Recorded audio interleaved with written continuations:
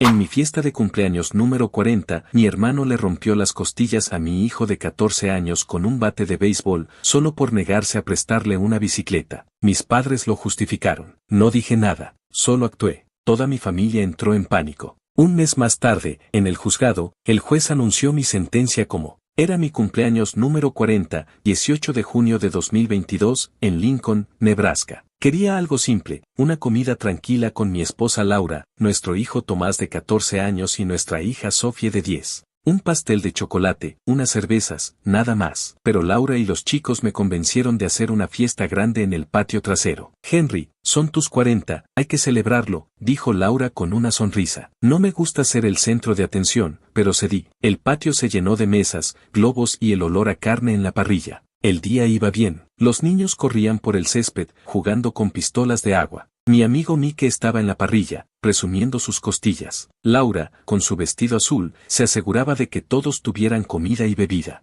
Yo estaba sentado con una cerveza, relajado por primera vez en días. Había sido una semana pesada en la oficina de contabilidad y esto se sentía bien. Había vecinos, amigos del trabajo y familia. Todo parecía perfecto. Entonces llegó mi hermano Brandon con su esposa Karen y su hijo Christopher de 12 años. Brandon siempre ha sido un problema. Tiene 35, pero actúa como si el mundo le debiera algo. Es impulsivo, de los que se enojan por nada. Noté que venía con mala cara, pero lo ignoré. Era mi cumpleaños. No quería dramas. Tomás estaba en un rincón del patio, mostrando su bicicleta nueva. Le regalamos por su cumpleaños un mes antes una bicicleta de montaña azul que adoraba. Pasaba horas pedaleando por el vecindario y cuidaba esa bici como si fuera su vida. Christopher se acercó y le pidió prestársela. No oí qué dijeron, pero vi a Tomás negar con la cabeza. Supuse que no quería compartirla, era nueva, y él es cuidadoso. Christopher se fue molesto y corrió hacia Brandon. No le di importancia. Los niños discuten, ¿no? Pero entonces vi a Brandon levantarse con una mirada que me dio escalofríos. Agarró un bate de béisbol que los chicos usaban para jugar y caminó hacia Tomás. «Ven aquí», gritó. Todos en el patio se giraron. Tomás, confundido, dejó la bicicleta contra un árbol y se acercó. «¿Por qué no le prestas la bici a Chris?», dijo Brandon, con un tono que no me gustó nada. Tomás, tranquilo pero firme, respondió: «Es mía, no quiero prestarla todavía».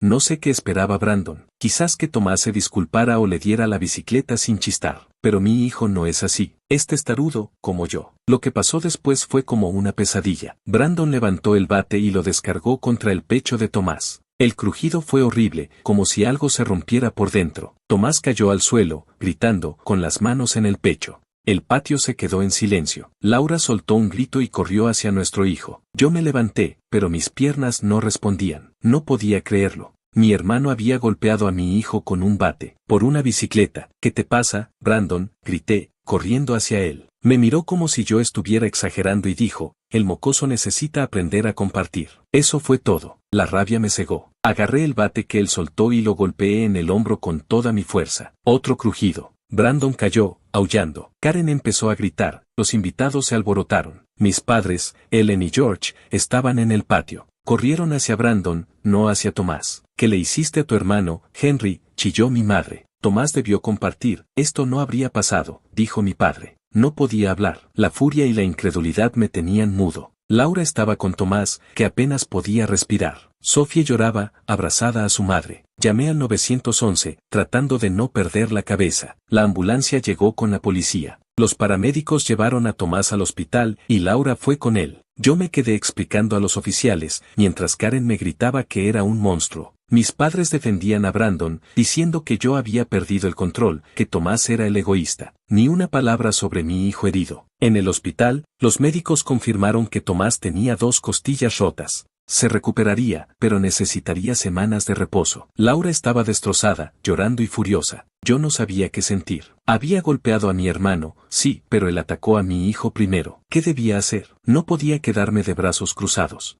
Pero lo que más me dolió fue que mis padres, mi propia familia, estaban del lado de Brandon. Dijeron que Tomás se lo buscó por no compartir. No podía entenderlo. Esa noche, mientras Laura se quedaba con Tomás, volví a casa con Sophie. No dormí. No podía sacarme de la cabeza el sonido del bate contra mi hijo, ni la cara de Brandon, sin un ápice de remordimiento. Sabía que esto no terminaría ahí. La policía ya estaba investigando y las cámaras de seguridad del patio lo grabaron todo, pero también me grabaron a mí golpeando a Brandon. No me arrepentía de defender a mi hijo, pero sabía que esto traería consecuencias. Los días siguientes fueron un caos. La policía vino a casa, hicieron preguntas, tomaron declaraciones. El Servicio de Protección Infantil se metió para asegurarse de que nuestro hogar era seguro para Tomás y Sophie. Cada conversación era como revivir el momento. Y cada vez que hablaba con mis padres, seguían culpando a Tomás. Si hubiera compartido, nada de esto habría pasado, repetían. No sé cómo no exploté. Lo que vino después fue aún peor, pero eso es para otro capítulo. Solo diré que mi familia, la que creí que siempre estaría ahí, se rompió ese día. Y yo tuve que decidir cómo proteger a los míos, sin importar el costo. Los días posteriores al incidente en mi cumpleaños fueron un torbellino. Tomás estaba en el hospital, con 2 costillas rotas, y Laura apenas salía de su lado. Yo iba y venía entre el hospital y la casa, tratando de mantener a Sophie tranquila mientras lidiaba con la policía y el Servicio de Protección Infantil. Cada vez que cerraba los ojos, veía el bate golpeando a mi hijo, escuchaba el crujido de sus costillas. Y luego, la voz de Brandon, sin remordimiento, diciendo que Tomás necesitaba aprender a compartir. Me hervía la sangre, pero tenía que mantener la cabeza fría por mi familia. La policía revisó las grabaciones de las cámaras de seguridad que teníamos en el patio. Las instalamos un año antes, después de que robaran un paquete del porche. Nunca pensé que servirían para algo como esto. Las imágenes eran claras, Brandon levantando el bate, golpeando a Tomás sin dudar, y luego yo, perdiendo el control, devolviéndole el golpe. No me arrepentía de defender a mi hijo, pero sabía que mi reacción me ponía en problemas. Los oficiales fueron profesionales, pero serios. Me explicaron que, aunque Brandon era el agresor, yo también enfrentaría cargos por agresión. Es comprensible, señor Miller, dijo uno de ellos, pero la ley no distingue entre defender a alguien y atacar. Asentí, aunque por dentro quería gritar. Lo que me destrozó más fue la actitud de mis padres. Ellen y George llamaban todos los días, pero no para preguntar por Tomás. Querían saber cómo estaba Brandon, si su hombro sanaría pronto, si podía visitarlo en el hospital. Ni una palabra sobre mi hijo, su nieto, que estaba postrado con tubos y calmantes. Una tarde, mi madre me llamó y dijo, Henry, tienes que entender a tu hermano. Estaba molesto, Christopher quería la bicicleta. Tomás debió compartir. Colgué sin responder. No podía escuchar más. Mi padre dejó un mensaje después, diciendo que yo era el que había empeorado todo al golpear a Brandon. Eres el mayor, deberías dar el ejemplo, dijo. Sentí un nudo en el estómago. ¿El ejemplo? Mi hijo estaba herido, y ellos defendían al tipo que lo atacó. Laura estaba furiosa. Cuando le conté lo que decían mis padres, estrelló una taza contra la pared de la cocina. ¿Cómo se atreven?, gritó. Tomás es un niño, y ellos lo culpan. ¿Qué clase de abuelos son? No supe qué responder. Sophie, que estaba haciendo tarea en la mesa, levantó la vista y preguntó, ¿por qué la abuela y el abuelo están enojados con nosotros? Le dije que no era con nosotros, que estaban confundidos. Pero mentí. Estaba claro que mis padres habían elegido un lado, y no era el nuestro. Una semana después del incidente, Tomás volvió a casa. Estaba pálido, con un vendaje apretado alrededor del pecho. Los médicos dijeron que sanaría, pero no podía hacer esfuerzo físico por semanas.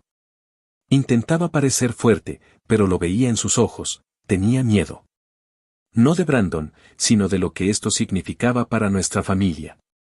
Una noche, mientras lo ayudaba a acostarse, me dijo, papá, siento que todo esto es mi culpa. Si le hubiera prestado la bici. No lo dejé terminar. No, Tomás. Nada de esto es tu culpa. Tu tío hizo algo horrible, y nadie tiene derecho a culparte. Me miró, asintió, pero no parecía convencido. Entonces vino el golpe que no esperaba. Una tarde, mientras Laura estaba en el supermercado, Tomás me llamó desde su cuarto. Papá, necesito contarte algo. Su voz temblaba. Me senté en su cama, y me explicó que Brandon lo había contactado. No directamente, porque estaba bajo custodia, pero a través de Karen. Ella le mandó un mensaje a Tomás, diciéndole que si decía que todo fue un accidente, le comprarían una consola nueva, juegos, incluso otra bicicleta. Me dijo que no querían meter a papá en problemas, dijo Tomás, con lágrimas en los ojos. ¿Qué hice mal, papá? ¿Por qué me odian? No odiaban a Tomás, pero sí querían salvar a Brandon a cualquier costo. Estaba furioso, pero traté de calmarme. Le dije a Tomás que había hecho lo correcto al contármelo. Esa noche, con Laura, decidimos grabar cualquier interacción futura. No confiábamos en Karen ni en Brandon, y mucho menos en mis padres, que parecían dispuestos a respaldarlos. Llamé a nuestro abogado, un tipo tranquilo llamado Robert que conocíamos del trabajo. Le conté todo, y me dijo que el intento de soborno era grave. Si puedes probarlo, cambia todo, dijo. Pero ten cuidado, Henry. Esto se va a poner feo. Y feo se puso. 2 días después, Karen vino a casa sin avisar. Sophie estaba en la escuela, y Tomás descansaba en su cuarto. Laura estaba en el trabajo, así que solo estábamos Tomás y yo. Karen tocó el timbre como si quisiera derribar la puerta. La dejé pasar, pero le dije que no quería problemas. Solo quiero hablar con Tomás, dijo, con una sonrisa falsa. Queremos arreglar las cosas. No le creí ni por un segundo. Llamé a Tomás, pero le dije que no hablara a menos que yo estuviera presente. Activé la grabadora de mi teléfono sin que Karen lo notara. Karen se sentó frente a Tomás y empezó con el mismo cuento, que todo fue un malentendido, que Brandon no quería hacerle daño, que si decía eso en la corte, todo se resolvería. Le ofreció dinero, una consola, incluso un viaje a un parque de diversiones. Tomás, bendito sea, no cayó. No voy a mentir, dijo, con voz firme. Tú y el tío Brandon están tratando de comprarme, pero no voy a decir que fue un accidente. Me pegó porque no le di mi bicicleta. Karen se puso roja, balbuceó algo y se fue, diciendo que lo lamentaríamos. Esa grabación fue oro. Se la dimos a Robert, quien la presentó a la fiscalía. El caso contra Brandon se fortaleció, pero también supe que mi reacción con el bate me ponía en una posición complicada. Robert me explicó que, aunque actué para proteger a Tomás, la ley no veía con buenos ojos que usara violencia. Podemos argumentar defensa propia o de terceros, dijo, pero no será fácil. Asentí. No me importaba lo que me pasara, siempre que Brandon pagara por lo que hizo. Mientras tanto, mis padres seguían en su mundo. Me enviaron un correo diciendo que estaba destruyendo a la familia al seguir con los cargos contra Brandon. Dijeron que debía retirar la denuncia, que todo podía resolverse en privado. Laura los bloqueó en su teléfono después de eso. Mi tía Susan, la única pariente que parecía entender, me llamó para decir que estaba con nosotros. Lo que hizo Brandon no tiene perdón, dijo. Y tus padres están ciegos y lo defienden. Su apoyo fue un alivio, pero no llenaba el vacío que dejaba el resto de mi familia. El juicio se acercaba, y la tensión en casa era insoportable. Tomás tenía pesadillas, Sophie preguntaba por qué no veíamos a los abuelos, y Laura y yo apenas dormíamos. Pero lo peor estaba por venir. Una noche, recibí una llamada de un número desconocido. Era Brandon, desde la cárcel. No sé cómo consiguió un teléfono, pero su voz era puro veneno. Vas a pagar por esto, Henry, dijo.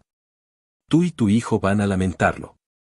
Colgué, pero no pude evitar el escalofrío. Esto no había terminado, y lo sabía. Esa llamada me dejó intranquilo. No se lo conté a Laura de inmediato porque no quería preocuparla más, pero al día siguiente hablé con nuestro abogado, Robert. Le dije lo que Brandon había dicho, y me recomendó informar a la policía. Esto podría ser considerado intimidación a testigos, explicó. Si tiene acceso a un teléfono en la cárcel, está violando más reglas. Presentamos un informe, y aunque no encontraron pruebas de la llamada, aumentaron la vigilancia sobre Brandon. No me sentía más seguro, pero al menos sabía que estaban tomando el caso en serio. El juicio llegó un mes después del incidente, en julio de 2022. La sala del juzgado estaba llena, pero no de apoyo para nosotros. Mis padres, Ellen y George, estaban sentados detrás de Brandon, junto a Karen. Me miraban como si yo fuera el villano. Mi tía Susan y mi primo David fueron los únicos de mi familia que se sentaron de nuestro lado.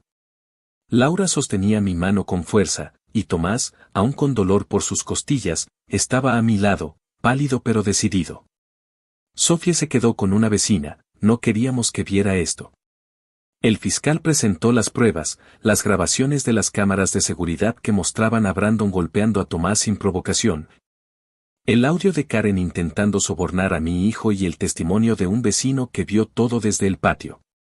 También presentaron el informe médico de Tomás, detallando las 2 costillas rotas y el tiempo de recuperación. Cuando le tocó hablar a Brandon, su abogado intentó pintarlo como un padre frustrado que perdió los estribos porque Tomás no compartió su bicicleta. Escuchar eso fue como un puñetazo. ¿Perder los estribos? Había atacado a un niño con un bate de béisbol. Mi caso era más complicado. Robert argumentó que actué para proteger a Tomás, que mi reacción fue instintiva al ver a mi hijo herido. El fiscal estuvo de acuerdo en que mi intención no era criminal, pero insistió en que había usado violencia. Señor Miller, entendemos su dolor, dijo el fiscal, pero no podemos permitir que la gente tome la justicia por su mano. Asentí, sabiendo que tenía razón, aunque no me arrepentía de haber detenido a Brandon. Lo peor fue cuando mis padres testificaron. Mi madre, con lágrimas, dijo que yo siempre había sido demasiado protector y que exageré al golpear a Brandon. Mi padre fue más lejos, Tomás provocó a su tío. Si hubiera compartido la bicicleta, nada de esto habría pasado. Laura apretó mi mano tan fuerte que dolió. Tomás bajó la mirada, y supe que esas palabras lo lastimaron más que el bate. Susan, desde nuestro lado, murmuró, son unos desalmados. Tenía razón. Cuando Tomás subió al estrado, mi corazón se detuvo. Habló con voz clara, aunque temblorosa. Contó cómo Brandon lo golpeó, cómo Karen intentó sobornarlo, cómo se sintió traicionado por sus abuelos. Solo quería proteger mi bicicleta, dijo. No hice nada malo. El juez, una mujer de mirada seria, lo escuchó con atención. Cuando terminó, me miró y me dio una pequeña sonrisa. En ese momento, supe que mi hijo era más fuerte de lo que nunca sería yo. El juez anunció las sentencias al final del día. Brandon fue condenado a 5 años de prisión por abuso infantil y agresión, más una orden de pagar una compensación de $20,000 a nuestra familia. También le prohibieron acercarse a nosotros tras salir de la cárcel. Cuando escuché el veredicto, sentí un alivio que no esperaba. Pero luego vino mi turno. Por mi agresión a Brandon, recibí una sentencia suspendida, 1 año de supervisión, sin cárcel, siempre que no cometiera más infracciones. Robert me dio una palmada en la espalda. Es lo mejor que podíamos esperar, dijo. Laura lloró, esta vez de alivio. Salimos del juzgado en silencio. Mis padres intentaron hablar conmigo en el pasillo, pero los ignoré. No tenía nada que decirles. Susan y David nos invitaron a cenar esa noche, y por primera vez en semanas, reímos un poco. Tomás incluso bromeó sobre cómo ahora era el chico con las costillas de acero. Pero detrás de su sonrisa, veía el dolor. No solo físico, sino el de saber que su familia lo había traicionado. Los meses siguientes fueron duros. Tomás empezó terapia para lidiar con las pesadillas y el miedo. Sophie, con su inocencia, seguía preguntando por sus abuelos, pero Laura y yo decidimos cortar contacto con ellos. No podíamos permitir que sus excusas tóxicas lastimaran más a nuestros hijos. Karen intentó contactarnos una vez, pidiendo hablar como familia, pero la bloqueamos.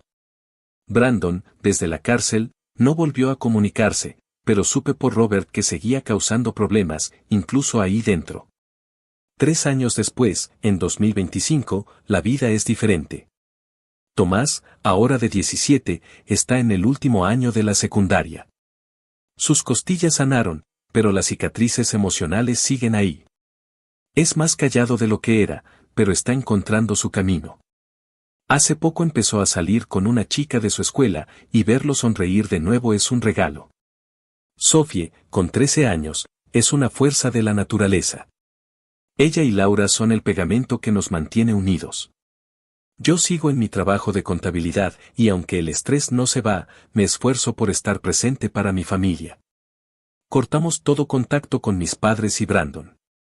Susan y David son ahora nuestra familia más cercana, junto con algunos amigos como Mike, que nunca dudó en apoyarnos. La compensación que Brandon tuvo que pagar ayudó con las cuentas médicas y la terapia de Tomás, pero no borra lo que pasó. A veces, miro las fotos de ese cumpleaños y siento una punzada en el pecho. Lo que debía ser un día feliz se convirtió en el día que perdí a mis padres, a mi hermano, a la idea de lo que era mi familia. Pero si algo aprendí es que la familia no siempre es la que te toca, sino la que eliges. Laura, Tomás, Sofie, Susan, David, ellos son mi hogar. Y aunque el camino ha sido duro, no me arrepiento de haber actuado ese día. Proteger a mi hijo valió cada consecuencia. A veces, en las noches tranquilas, me pregunto si algún día mis padres entenderán el daño que hicieron. Pero luego miro a mis hijos, y sé que no importa. Estamos juntos, y eso es suficiente.